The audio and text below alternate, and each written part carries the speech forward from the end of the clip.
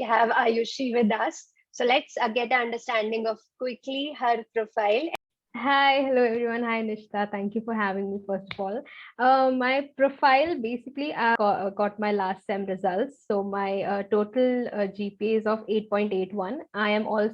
I'm basically doing my BTech in computer science engineering from Vellore Institute of Technology.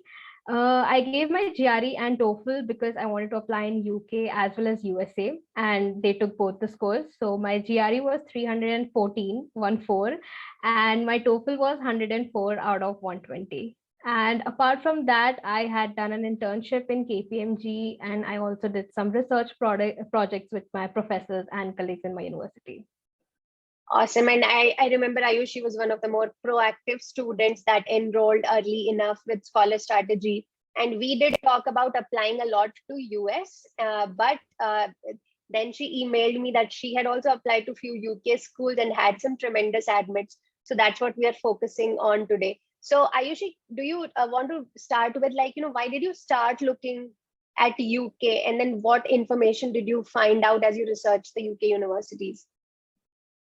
Right. So my main reason why I went for UK was because of the companies I wanted to work in. I wanted to be a part of some luxury brand companies like Gucci and then Louis Vuitton and many other companies like that, which are like tremendously found in London, Paris, or somewhere nearby countries. So I thought that relocating for me would be easier, and I would, get a gist of that place. And also, I've always been fascinated with UK and the travel potential it has, but apart from that, the more academic reasons, basically that there is ultra independence for your studies. I feel compared to a master's program in the USA, the master's in UK requires much more independence. The courses are more research based.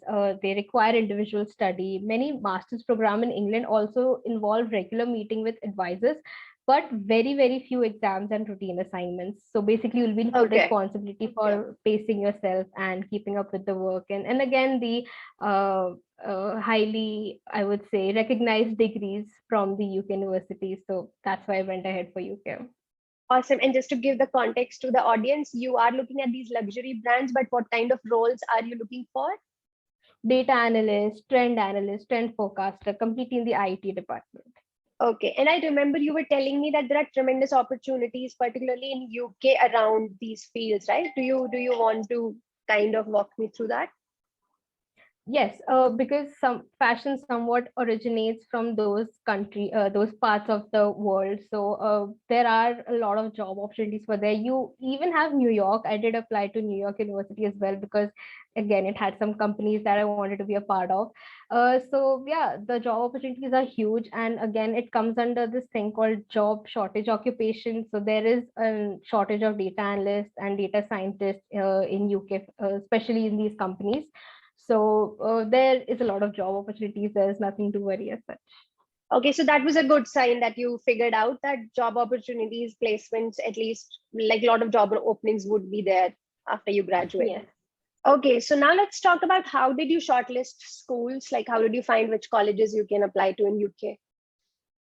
Yeah, so I basically searched for two main factors. One, which was like a course which I really found interesting, one that I really wanted to go and study and had a passion about. Second, I wanted to look for schools which were giving financial aid because UK is not very cheap. So these were the two main factors. Of course, ranking did matter. And for shortlisting and finding my schools, I just went on the internet, skimmed through the QS ranking list, and ASRW, everything. And yeah, I just like kept researching and finally made a list of 10 to 15 colleges. But yeah, the ones which were giving out financial aids. And how do you find that? How do we find which schools can give you financial aid? Right. So when you go to a university's website, you'll find a scholarship and funding tab or something like that. You can just go and see what courses they are giving for. Some give just for postgraduate research, some give just for postgraduate thoughts to see what your course is falling under. And then like there are some curated lists by people as well who blog about all this. So they also give a list that this university you can find these scholarships. Then you also go through government websites. They also give an an idea that these are the scholarships we provide for these universities. So you start getting a hang of it, and then you can Right. like You find nice start collecting universities. resources the way we do in US Yeah. also. And you will Yes. create a list and then you can start looking for the programs with the curriculum that excites you, or maybe the Yes. programs which are known for your particular fields. Is that correct? Right. Right. So let's talk particularly about the British Council, because that's the scholarship you're going with, and you're heading to University of Southampton, right? Right. Yes. So let's talk about, did you find about the British Council program via the university websites or some other kind of search? And then did you Yeah. choose University of Southampton because it was eligible for these scholarships? Just go with that. So I knew British Council was giving out scholarships like the Great Scholarship and the Commonwealth Scholarship, the pretty famous ones, but I did Hmm. not know about this specific Women in STEM one. So I found about this scholarship through University of Southampton's website. This scholarship is basically given out by the British Council, which is the United Kingdom's international organization for educational opportunities and cultural relations.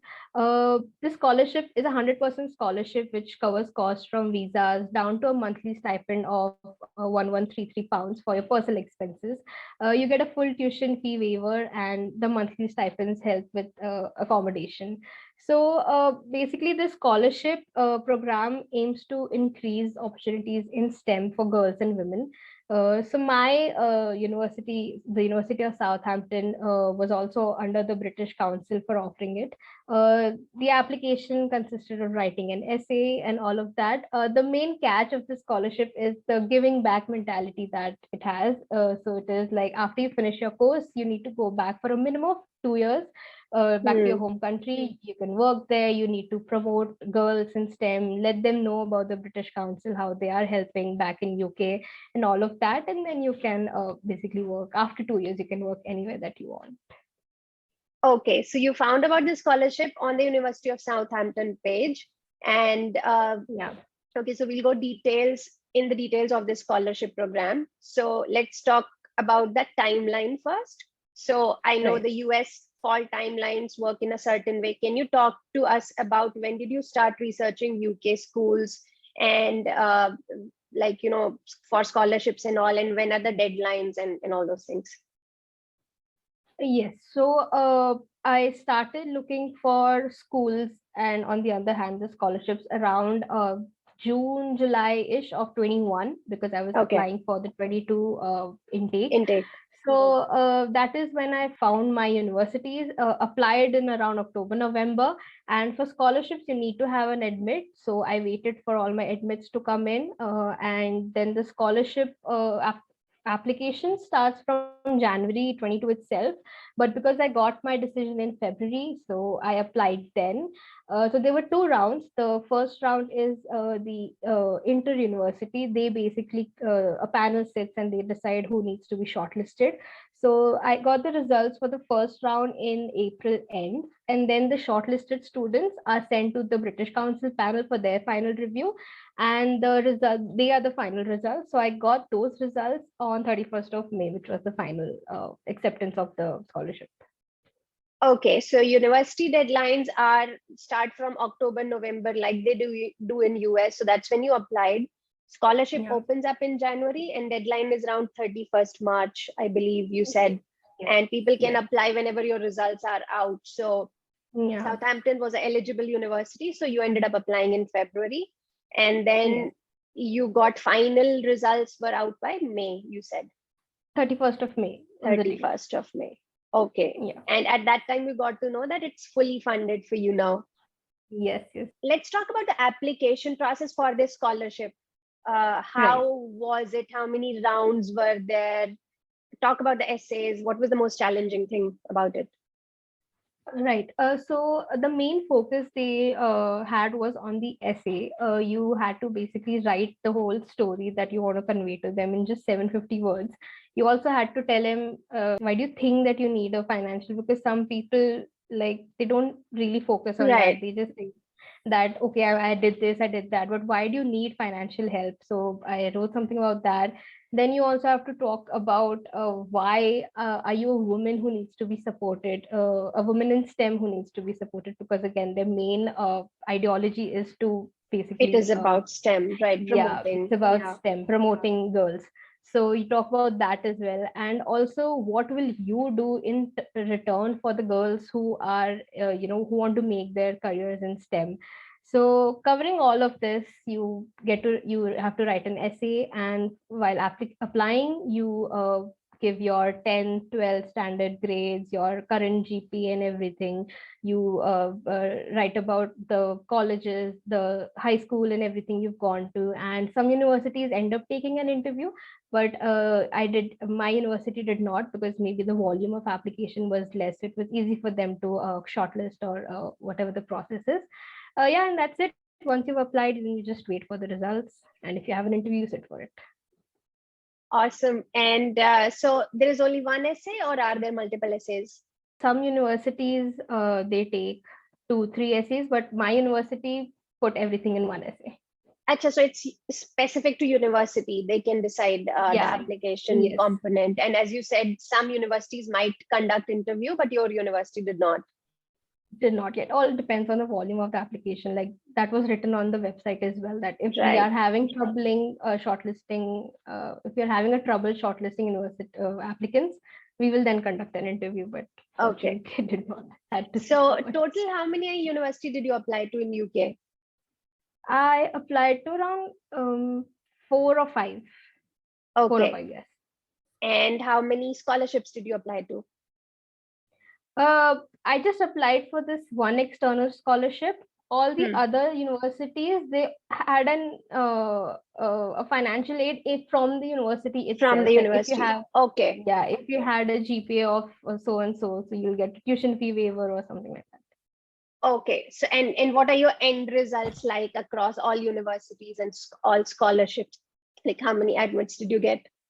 All of the UK universities I applied, because again I did not apply to a lot of universities, and I was eligible for financial aid in every university because they required a GPA of 8.5 plus. For Southampton also, I got a scholarship of £3,000, like just when I got an admit, but after applying for this British Council thing, then I got the whole 100% scholarship. Okay. So in other universities, you also had some kind of the internal scholarship given by the university. Yeah. But usually it's what? It's like a fixed amount, or do they cover the full tuition thing, any of these scholarships? The ones I applied to, they were reducing a particular amount, maybe like £5,000 or £6,000, £3,000. Some universities do give 100% tuition fee waiver, but they were in some courses which I was not applying to, maybe like chemistry or English or literature. So it depends on what you are going for. Yeah. Okay. So so you will have to check for your major and what your university is offering. And Right. what's the fee like in UK? Like if you hadn't gotten a scholarship, what's the full cost of attending? Can you give a breakage in terms of tuition fee and living expenses? Right. So for tuition fee, it can go anywhere from £10,000 to £35,000, which converted to Indian rupees is 10 lakhs to 35 lakhs. Living costs depends, like London and other big cities can go anywhere up to 1,500 to £2,000 per month. But in smaller cities, it can be around 600 to £1,000, like 60,000 to 1 lakh rupees per month. Yeah. Right. And when you say this 10,000 to 35,000 pounds, is that the total fee or is it per year? The course is just of 1 year. So are all the courses 1 year only? Yeah. Is there any course 2 years? Yes, all PG courses are of 1 year. Aayushi, do you want to talk a little bit about like what happens once you receive an admit from the university? What are the next steps like? Yeah, this is something which is different from USA. You get an offer in 2 forms. You either get a conditional offer or you get an unconditional offer. So an unconditional offer means like you have no conditions, you are free to go ahead. But a conditional offer basically holds conditions like a deposit or an academic condition. That's the offer I received because I had not completed my BTech. So they wanted a proof of me passing, and then they will go ahead. And one condition is English requirement, like maybe your TOEFL or IELTS you did not submit while applying, so you have to submit them now. Maybe take the exam if you had not. So once you get that, an unconditional offer, only then you can apply for your visa. So for the visa, for UK student visa, you need to have a CAS, which is a confirmation of acceptance of studies, which is the similar equivalent of I-20 to the I-20. US. So once you have that, only then you can apply for your visa. So to get a CAS, you need to have an unconditional offer. So this is good for people who are going after some work experience, because they basically have everything. This was a little, I would say, disadvantages for us, because it's getting late. I just got my decisions and I have applied for an unconditional offer now. It might take another 10 days. So my visa application will be, done almost at the 11th On hour. hold until you have everything. Yeah, so accommodation and all are running out and everything. Still have not been given an accommodation offer because I hold a conditional offer. So this gets a little frustrating, but it will be done. I mean, I'll get the visa and all students have gone, freshers have gone. So that is one thing that can be a little, Worth keeping in mind, especially for freshers. yeah, yes, it can be a make or break deal for you. Right, right. And when do the schools start? Like, what's the academic cycle? Right. So you get your Freshers Week in September last week. That's when you get the registration and all of that done. And Okay, classes start around 1st to 3rd October. okay. And the Yeah. course will finish in 12 months? Yes, in 12 months. In September of 23, I will be passed out. Okay. So any parting tips, Ayushi, for people who are thinking of applying to UK? Yeah. First, I would say navigate your job market well, because for some job markets, I would not recommend UK. USA might be a better option. So see what you want to do once you pass out. Scholarships are competitive. They're competitive everywhere. So don't Everywhere. be Yeah. intimidated. Yeah. Apply for it. If you don't get it, it's fine. You always have many other funding options. Just focus on your application and don't get panicked, because there's going to be a point in your application when like for me as a fresher, my friends, they started getting placed like in big companies, Amazon and Walmart and this, and I don't have one single decision in my hand. So the anxiety sets in. You start questioning Hmm. about what are you doing and all of that. Don't let that bother you. Just focus on what you're doing and things will fall into place. Right. Right. I think that's just perfect. And your attitude is so awesome. So I definitely hope that our audience can, like, learn something about staying positive, finding out new ways, but like, keep pushing on your dreams, and opportunities will come through. And maybe we will share Ayushi's LinkedIn profile also in the description. So if somebody wants to connect or have more queries for her, either send it to us or send it directly to Ayushi, and we will get Ayushi to respond on that if possible. Definitely. Awesome. All the best, Ayushi, and we look forward to hearing more from you next time. Thank you so much. Congratulations. Thank you.